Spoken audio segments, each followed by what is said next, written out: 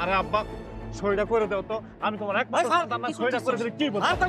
সইটা করে দাও, সইটা করে দাও।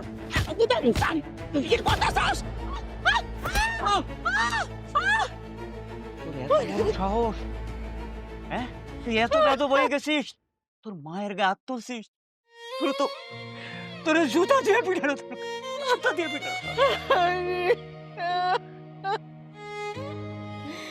এই নাও শুয়ে পড়ো, যে ঠান্ডা পড়ছে না, গায়ে ঠিক মতো দাও।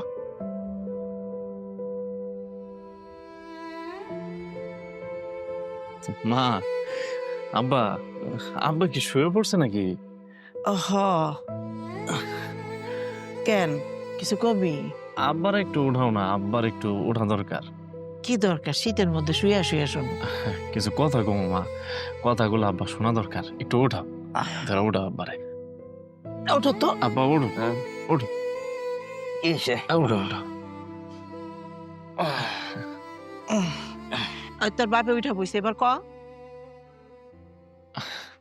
না, কথাটা হইতেছে যে আমি একটু চিন্তা করে দেখছি মা, এখন যদি আমি কথাটা না কই বা কাজটা না করি, তাহলে পরে একটা বড় ঝামেলা হয়ে যাবো গা। কি সমাধান, কি ঝামেলা, আমি তো কিছুই বুঝতে পারতাছি না। এত ভয় পেতেছ কেন? বুঝায় কও। না মানে কইতেছিলাম যে মা, আমার শরীরটা তো বেশি একটা ভালো না।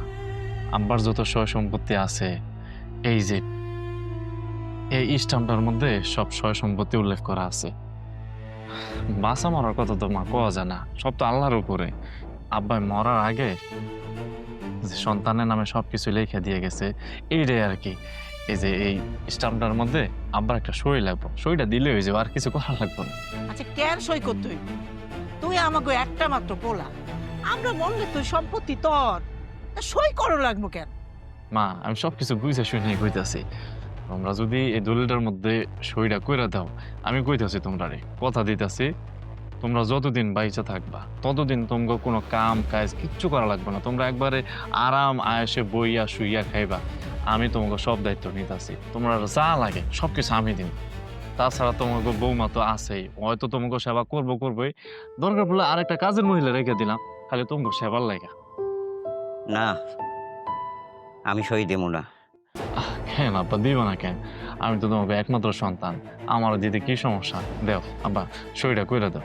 কইছি আমি দলিলে সই দেবো না। আব্বা কেন জোরাজোরি করতেছ? আমি তোমাকে সব দায়িত্ব নিলাম, তো তোমরা আরামে এসে থাকবা, কইলাম তো তোমাকে কোনো কষ্ট করতে হইব না।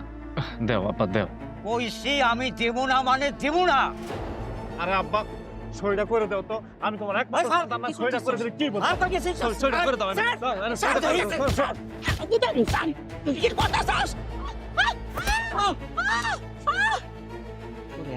সাহস, হ্যাঁ? তুই এত রাত বয়ে গেছিস, তোর মায়ের গায়ে হাত তুলছিস, তোর জুতা দিয়ে পিটানো, জুতা দিয়ে পিটানো।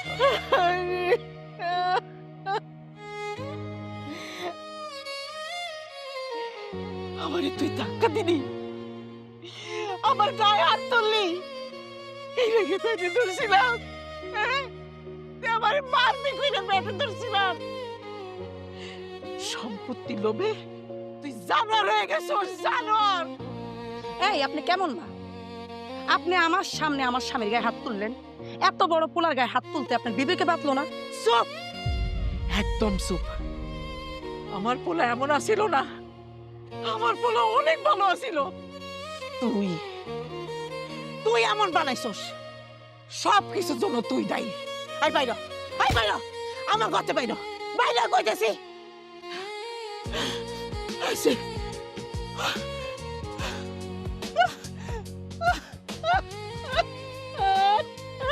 আল্লাহ, আল্লাহ। তোমার কত বড় সাহস, তুমি মায়ের গায়ে হাত তোলো? আরে যে সন্তান মায়ের গায়ে হাত তোলে সে কি মানুষ? সে পশুর চেয়ে খারাপ। কি ভাইজানছি, তোমারে আমার ভাই বলে পরিচয় দিতে আমার লজ্জা লাগতাছে। কেমনে পারলা? সম্পত্তির জন্য এরকম একটা জঘন্য কাজ কেউ করতে পারে, এটা তোমারে না দেখলে আমার জীবনেও বিশ্বাস হইতো না। তুমি তুমি নিজের মায়ের গায়ে হাত তুলছো ভাইজান। ছি! মায় আমার অনেকগুলো থাপ্পড় মারতেছিল, আমি সহ্য করতে না পারে ধাক্কা দিয়ে ফালাই দিছি। শুনেন শুনেন বেদবটার কথা। আরে মায় থাপ্পড় দিছে দেখিয়া মায়ের ধাক্কা দিছে। আরে শাসন করা মা বাবার অধিকার আছে, আর তাই বলে তুই মা বাবার গায়ে হাত তুলবি? আরে মা বাবার গায়ে হাত তুললে আল্লাহর আরশ পর্যন্ত কাঁপে। মাতবর চাচা, ও যে অন্যায় করছে তার একটা উচিত বিচার হওয়া দরকার, তা না হলে তো যুব সমাজ নষ্ট হয়ে যাবে। ওর মতন অন্যরাও তার বাবা মার উপরে হাত তুলবে, এটা তো আমরা কোনোভাবে হইতে দিতে পারি না কাকা। আজকে যাই হোক, আমাদের দাবি একটাই, ওর একটা উচিত বিচার করেন। ঠিকই কইছো বাতিজা, ওর একটা কঠিন শাস্তি হওয়া উচিত। শাহিন, জি মাতবর সাহেব। ওর হাত দুটা ভেঙে দিবি, যে হাত দিয়ে ওর মার গায়ে হাত তুলছে, আর ওরে পিটাইতে পিটাইতে পঙ্গু করে ফেলাবি। ওর মতো ছেলের পঙ্গু হয়ে বেঁচে থাকা উচিত। এটা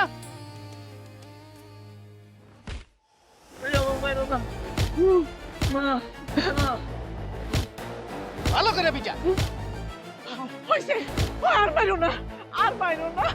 আমার পোলারে ভাইরা কি করতেছে রে, আমি সহ্য করতে পারতেছি না। কোনো মার সামনে তো সন্তান আঘাত করলে সে মা সহ্য করতে পারে না। আমার আমার পোলা আমার কাছে অন্যায় করছে না, আমাকে কাছে অন্যায় করছে তো আমি মাফ করে দিছি। তাও বাইরের না, আমার পোলার না, বাইরের না। দেখ হারামি, যে মায়ের গায়ে তুই হাত তুলছস সেই মা তোকে মারতে নিষেধ করতেছে। এবার চিন্তা করে দেখ কার গায়ে তুই হাত তুলছস। আরে যে মায়ের জন্য দুনিয়া দেখছস সেই মায়ের গায়ে তুই হাত তুলতে পারস।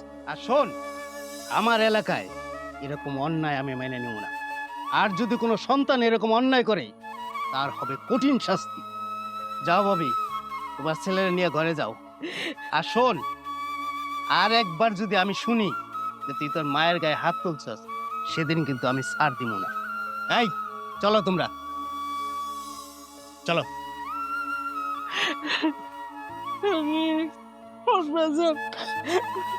ওঠ, চল ঘরে চল। আল্লাহ রে।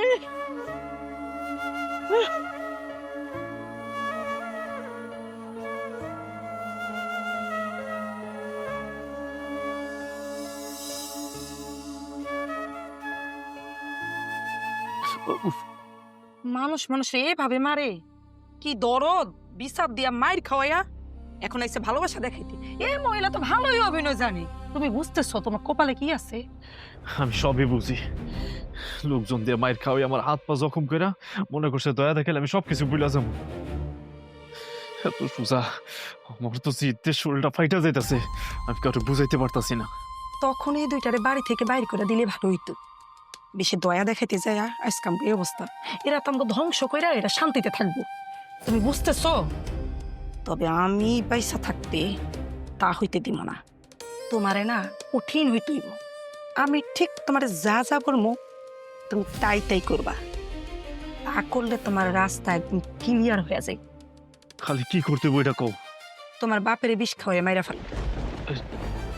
না না, এটা কি কইতাছো? এটা হয় না। আরে না হইলে তো কোনো উপায় নাই। তুমি ওই ঝামেলা থেকে বাইর হইতে পারবা না। হেরা অমুক্তি পেব, আমরা ওই ঝামেলা থেকে বাইর হইব। তারপর তোমার মায়ের আমরা যা বলবো সে শুনতে বাধ্য হইব। তুমি বুঝতেছো তুমি কি কইতাছো? আমরা যদি এত বড় একটা জঘন্য কাম করি তাহলে আমরা দুইজনের জেল তো হইব, সাথে ফাঁসি হয়ে যাব। এইসব করা যাব না। আরে তুমি তো ভয় পাইতেছো কেন? কেউ জানবো না, সবাই জানবো তোমার বাপ অসুস্থ হয়ে মরে গেছে। চলো এখন আমরা কাজটা করে ফেলি।